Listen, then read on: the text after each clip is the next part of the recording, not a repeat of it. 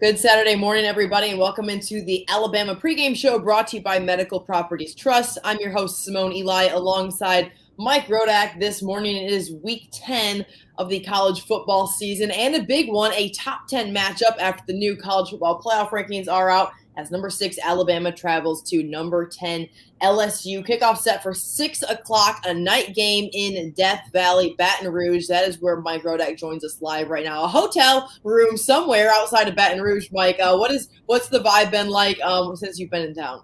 Yeah, it's been pretty quiet where we are. We're not exactly at the center of all the action, but it's pouring rain right now in the morning here, and it's I think supposed to stop middle afternoon. So I think the game itself will be dry, but the field might be a little bit wet, and the fans might be a little bit wet. They've been tailgating all day because it is definitely raining outside right now.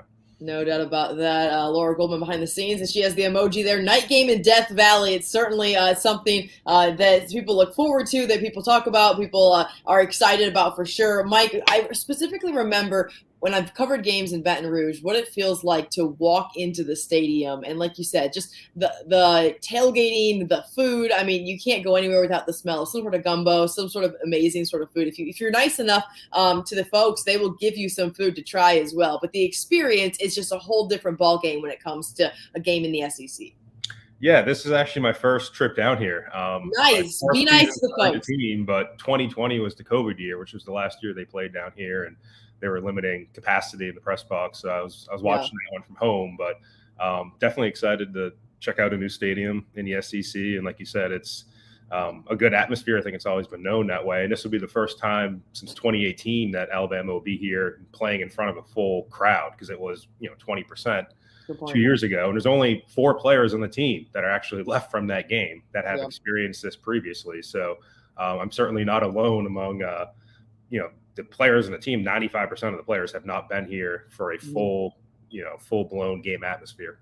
Yeah, one to look forward to for sure. If you're just tuning in, it's the Bama pregame show brought to you by Medical Properties Trust. Bama and LSU kick off at 6 o'clock in Baton Rouge. And Bama, about a 2-touchdown favorite. 13.5 is the line last I saw it. But when you think about this game, Mike, and just where LSU is as a program, kind of where we thought they were in the beginning of the season and what Brian Kelly has been able to accomplish to this point, this is not the team that I thought they were going to be 10 weeks ago, I guess is the way that I would put it. What are your thoughts on this matchup today?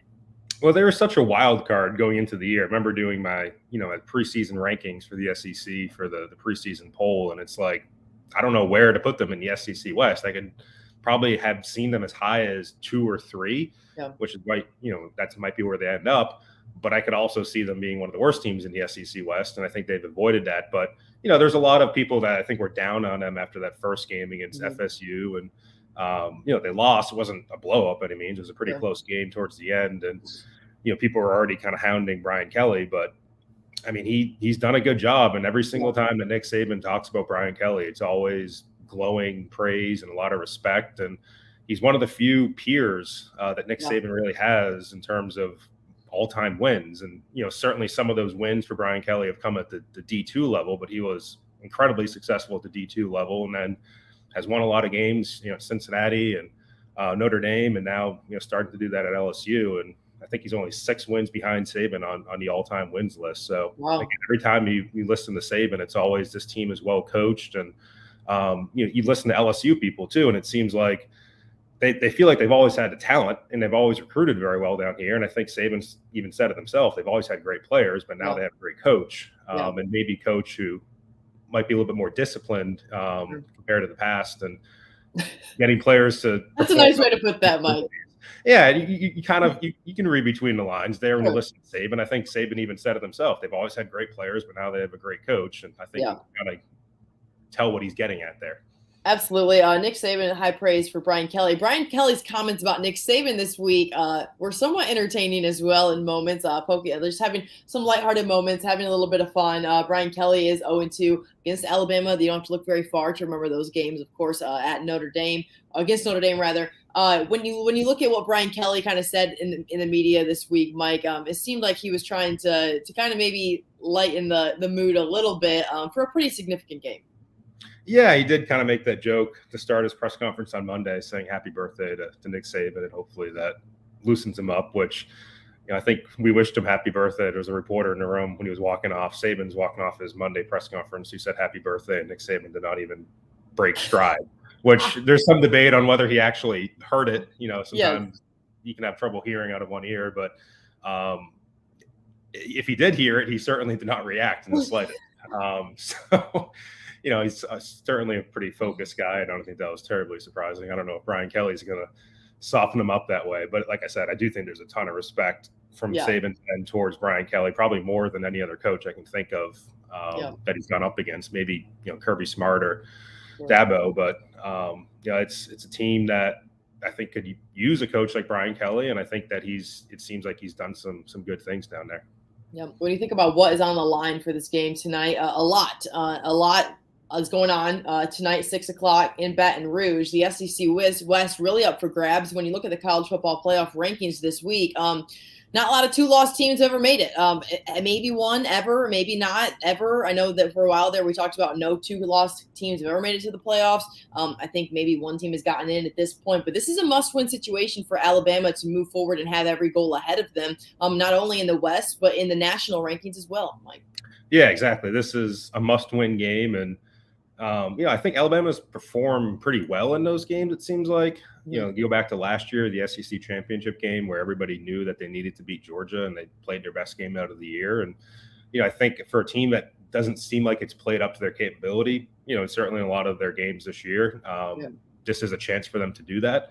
And I think Nick Saban sees it as such and has talked about that as such this year. So, it's important. I mean, if Alabama wins this, then they're a game up on LSU with a tiebreaker, and then they go into Ole Miss and into Oxford next week and have a chance to go a game up on Ole Miss with the tiebreaker. And at that point, they will clinch the SEC West. So these next two games are huge, but vice versa. I mean, if LSU wins this game, then LSU would have to lose both of their remaining games in order for Alabama to come back and win the SEC West. So that seems unlikely, and that would basically, since LSU has already beaten Ole Miss a couple weeks ago, that would basically give LSU the trip to Atlanta, and that would put Alabama in a spot where they're not going to Atlanta and they're not in the playoff. And like you mentioned, the 2-loss teams, I think they would have no shot if they lost one of the next two games to get into the playoff. And then you're talking about Citrus Bowl, potential appearance again, like they did a couple years ago. Not the bowl that fans want to hear about, Mike. That is for sure. Not usually.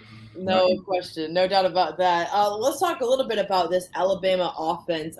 Coming off of the bye week, Nick Saban has talked about Bryce Young getting more time away from that shoulder injury from several weeks ago, how that's kind of impacted this team. What exactly were Coach's comments? And you have to imagine that Bryce Young feels more confident the more he goes along without injury, the healthier that he gets. Right. So I guess the context here is that you kind of go back and you watch, the last few games, and they blew out Mississippi State on the scoreboard, but yardage-wise, was actually one of their least yards that they've had offensively in, I think, 5 or 6 years. Yeah. And they didn't always look great offensively against Mississippi State.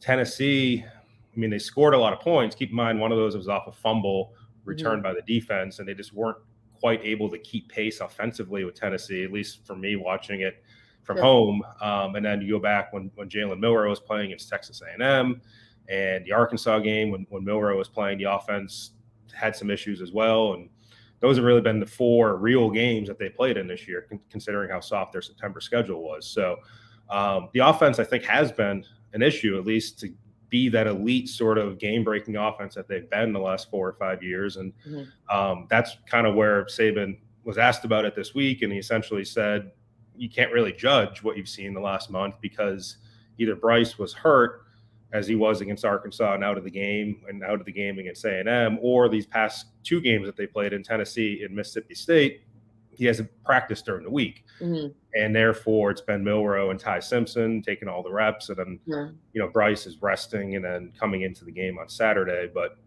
basically Saban was trying to discount any issues that they've had. And that's changed now. I mean, Bryce is back to practice, and I think the expectation should be raised a little bit for the offense and, for the defense too. I don't want to say the defense has not been an issue at all, but even when the defense historically has been an issue for Alabama, the offense usually just scores enough points to make it a non-issue, which didn't happen against Tennessee. And they don't really have quite the same firepower at wide receiver. Their running game is not nearly as consistent as it needs to be. And, Saban did say like he's still challenged the players to be better in those areas. Sure.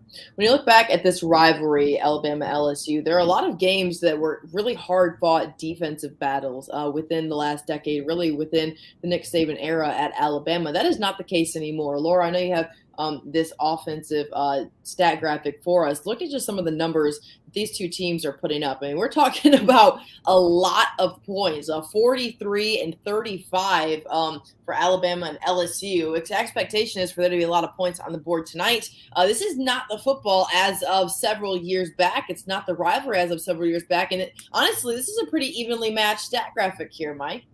It is, yeah. And that's, I think, a problem for Alabama because, again, the last 4 or 5 years, even when they faced a good offense, their offense has been better. So if you're evenly matched offensively, then something will have to give somewhere else. But yeah, LSU they went out and got a transfer quarterback, as a lot of teams do now, in Jaden Daniels from Arizona State, who has always been a very good runner, leads the team in rushing for LSU this year. And now, if you listen to Saban, has developed much more into a better passer as well. So he's truly that dual threat guy, and was a very highly recruited kid, a very talented kid coming out of high school. And then they certainly have a lot of talent at wide receiver as well. There's 3 or 4 guys, Malik Neighbors and Jaylon Jones, but also Kayshon Boutte, who is probably the most renowned guy coming into this season, has not statistically been quite at the same level historically as that he's been, but he had 111 yards against Alabama 2 years ago in this game down here. And I think 2 weeks later, he had 308 against Ole Miss, which is still the SEC single game record. So another guy who's 5-star talent, one of the top receivers come out of his class, and a guy that they're going to have to worry about, even if hasn't really been their true number one for LSU this year.